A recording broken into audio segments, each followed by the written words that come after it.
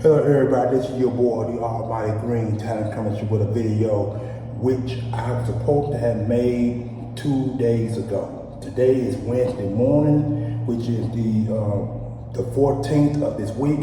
We all know next weekend Christmas. You know what I'm saying? The next weekend, rather this weekend comes to an end. This video I'm making it pertains to the stats of what the Eagles have did this past Sunday against the New York Giants.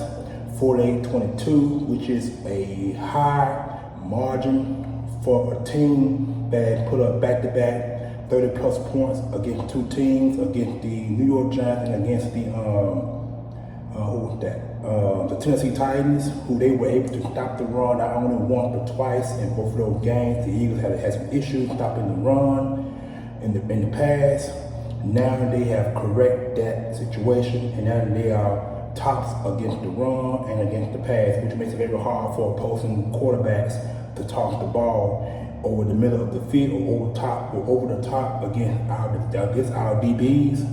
They did that in the past. They can't do it now because we got Avonte Maddox back, and pretty soon C.J. Johnson gonna be back as well. So let's go ahead and get to these stats right quick, so I go ahead and get this video done with, so you guys can comment, like, share, subscribe to this video, and please subscribe to my channel, notification bell on the top, so I make a video directly from me to you for your enjoyment pleasure. So let's go ahead and get right into it. Hurts had a pretty good game, not the best game, but he had a pretty good game. He had 21-31 for 217 yards, 2 scores. His rating was 109.2. This guy is putting up monster stats. He had 3,100 yards passing for now. He's on pace for 4,000 yards. Mahomes of the Kansas City Chiefs is already over 4,000 yards passing. He's on pace for 5,000.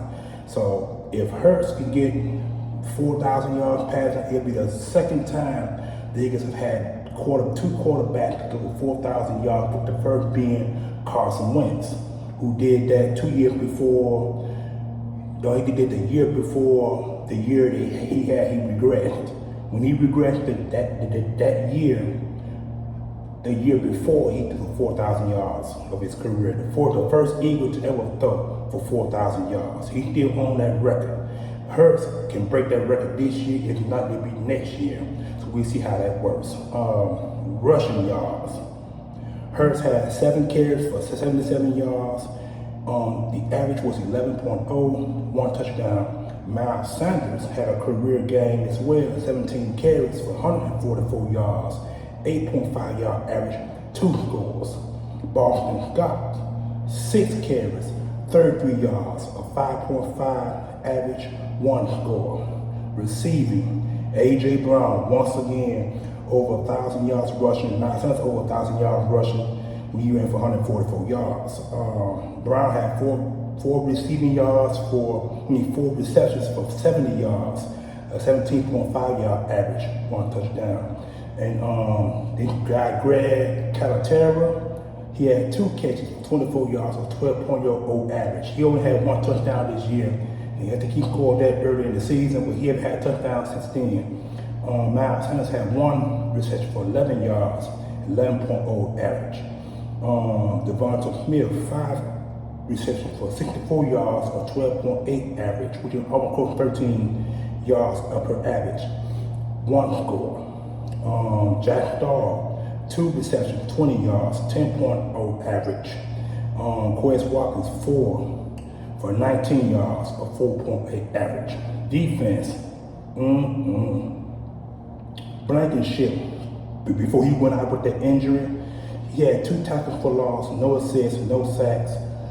Excuse me. Bradbury, 3 tackles, no assists. Cox, 4 tackles, 1 sack. Edwards, 6 tackles, 4 assists. Ellis, 4 tackles, 2 assists. Epps, 8 tackles, 1 assist. Brandon Graham, 4 tackles, no assists, 3 sacks, and he also had a forced fumble. Linval Joseph continued to prove to be a pretty good defensive tackle for the rotation the Eagles have. He had 2 tackles, 1 assist. Avonte Maddox, coming back from a 4-week injury, had 7 tackles, 2 assists. Reddick, 2 tackles, 1 assist, 1 sack. The guy had 10 sacks for the year. This is the 3rd time in his illustrious 6-year career, I believe, or 5-year career, had double-digit sacks. He's on pace for 14. Scott had 2 tackles, 1 assist. Now we'll carry on to the other side. Darius Slay, 4 tackles, 2 assists. Josh Sweat, after he had 7 sacks for the year, 8 sacks, so long been there. He's paid for double-digit sacks if he keep going the way he's going. He had 1 tackle, no assists, 1 sack. Kavon Wallace, 5 tackles, no assists. Kazir White, 2 tackles, 1 assist. And Williams, big number 93, 3 tackles, 1 assist, 1 sack. After he had 4 or 5 sacks for the year, which I believe is a career high for him, I believe. Okay, kick return, special teams, kick return. Boston got 3 rushes for 117 yards on average, which is 39, and his long was 56. I remember that because when he did that, boy, he was on hype. Colvin had 4 rushes for 29 yards, a 7.3 average. His long was 16. Colvin is doing pretty good. After the last couple of weeks, he's been doing pretty good. So the Eagles may have fixed their special teams the way it's looking. They may have fixed that.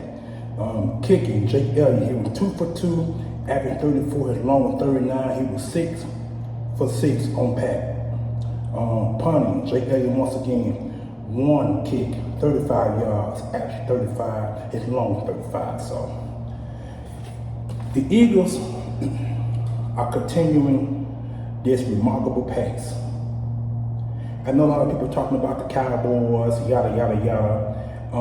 Cowboys 10-4. Remember now, we're on a tiebreak against the Cowboys.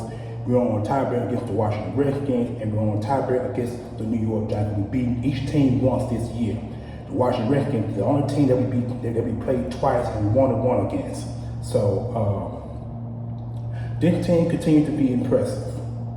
We also own the tiebreak against the Minnesota Vikings, who are currently 11-3, I believe. I think that's their record, 11-3, 10-3, somewhere. I'm not exactly sure. I know that they got two losses than the Eagles do.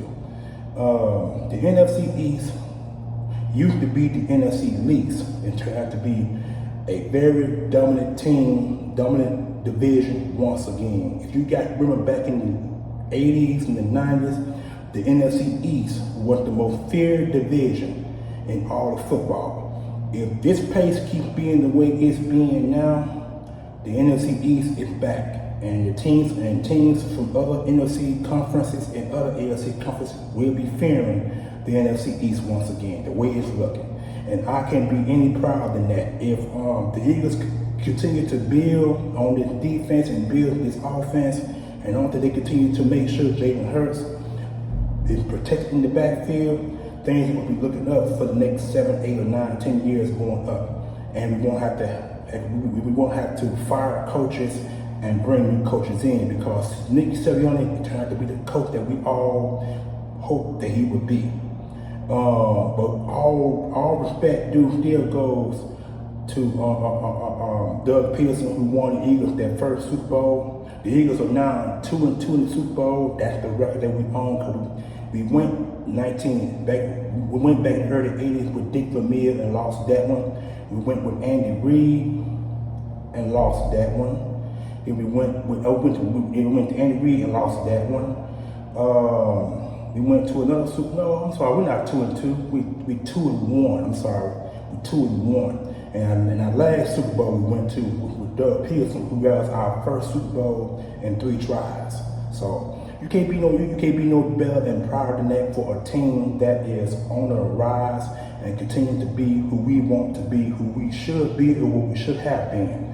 If we continue to youth movement, continue to add pieces to the defense, to the secondary, you know what I'm saying, the linebacker, the front four, the offensive line, the running game, our receivers, quarterbacks, yada, yada, yada, the Eagles will be good in years to come. Like I said, Nick Sirianni turned to be the quarterback, he turned to be the coach that we all have desired. This guy has moxie, he has spirit, and he has the enthusiasm to be the Eagles coach. I mean, this guy he has that attitude, he has that spirit. I mean, it's been a long time since we had a coach like that. I think Dick Vermeer was the last coach the Eagles had that was high-spirited. He was the last coach that I can recall. I can't recall Andy Reid being that way. I can't recall Chip Kelly being like that. I can't recall Doug Peterson being like that. I definitely can't recall, I forgot that coach name. I really don't like him. I can't think of his name, but he was the coach of the Eagles in the early 80s, early 90s. I can't think of his name, but you guys know who he is. We never had a coach like this of this high magnitude. We never had. And so things are looking up for the Eagles. You know what I'm saying? And I'm being a proud Eagles fan that I am of 42 years. What more can you say on that? So anyway, let me go ahead and sign up on the video. This video ain't gone over 11 minutes. I just wanted to go ahead and get some stats for you guys because like I said, I promised to put this video out a long time ago, 2 days ago. So now I'm finally getting this video out. Please let me know what you think about this video and about the stats that I've been giving you guys because I know that a lot of Eagles content creators have already given their stats like 5,500, BG31, Trey, forgot his name, One Trey, Philly Notion. All these guys have already given their stats and their opinions of last week's game against the New York Giants. As a matter of fact, the reason why I'm doing this video is because tomorrow starts a new week. Because everybody knows Thursday starts a new week of a new NFL game. So getting this video out now before tomorrow is very important because now I gotta make another video about the Chicago Bears game, who we play next Sunday at Chicago. So I gotta make a key to victory video on that. So without any further ado, you guys enjoy your Wednesday. I'm gonna enjoy mine. Because after this Chicago game, our next game against the Dallas Cowboys in Dallas. That's gonna be the game that people gonna be looking forward to. The game gonna be televised because for some odd reason, every time the Eagles play the Dallas Cowboys, it's televised. Because everybody in the world know that you got a lot of Dallas fans, you got a lot of 49ers fans, you got a lot of Pittsburgh fans, and you got quite a few Eagles fans out there. You know what I'm saying?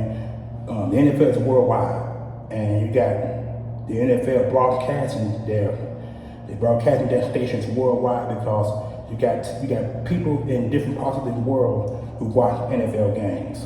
You know what I'm saying? And some of them come from those countries to America to watch the Eagles play. So it is what it is. You know what I'm saying? So I'm a proud Eagles fan. I'm enjoying this 12-1 run that we're currently on. What more can I say? You know what I'm saying? So anyway, enjoy this video. You guys have a good day. Have a good Wednesday. Most important, like I said, it's 8:20 now, so I gotta go ahead and get off this camera and get to work. Comment, and as always, comment, like, share, subscribe, notification bell on top, so when I make a video, come directly to me, to you again for your joy and pleasure. Peace, one love.